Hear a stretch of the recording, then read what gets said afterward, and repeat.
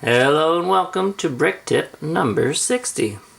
If you enjoy seeing our videos about designing with Lego, please consider supporting us on Patreon.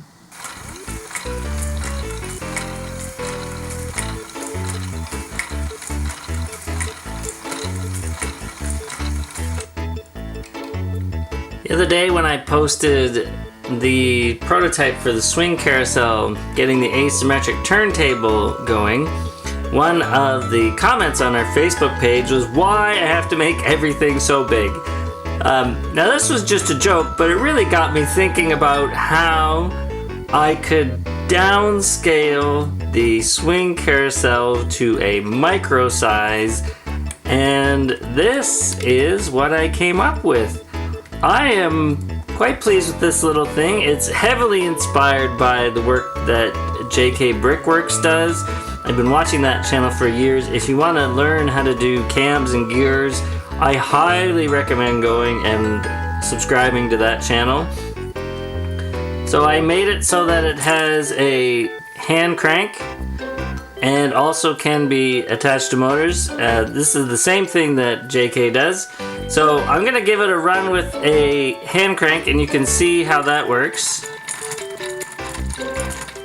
It's not quite as smooth as the motor, but it definitely gets the job done.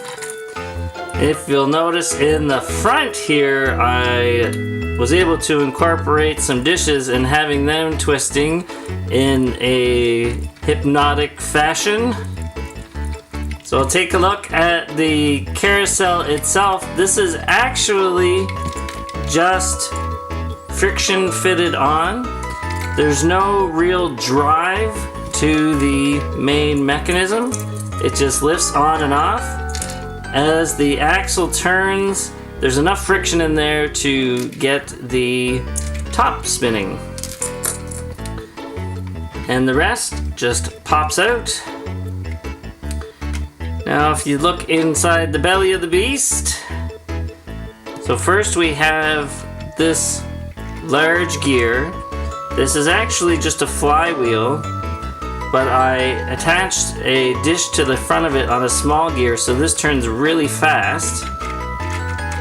And you can see when I'm turning that this cam is going up and down. And that's because if you look way inside, that plunger actually goes up and down, and that causes the motion of the swing to elevate.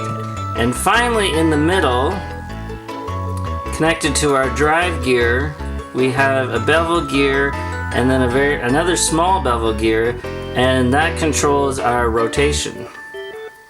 These are all hooked up to these dishes in front to give that spinning motion to those dishes. Now you can see the platform in there, and as we turn our lever, that cam is pushing that platform up just a little bit, and that's giving our up and down motion. Then we put our central column in, and all of these pieces slide easily up and down the axle. Worm gears are really nice because they don't actually grip the axle, but they have an axle receiver in them. Now as we turn our crank, that cam will push up that platform, and because none of those pieces are actually sticking to the axle, it doesn't impede the movement of the axle at all.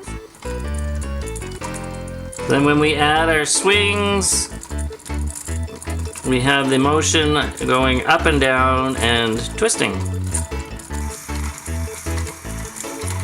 So it wasn't too complicated of a project. It was a nice little diversion from the main carousel swing. This is something that if you want to go and take this and apply it to another swing carousel or a different type of amusement park ride, you could definitely go and do that. I would love to see them if you want to post them on our Facebook page. Hopefully you've liked this video and found it useful. If so, please hit the like and subscribe buttons. Thanks so much. Have a fantastic day. Keep dreaming in bricks. Bye bye.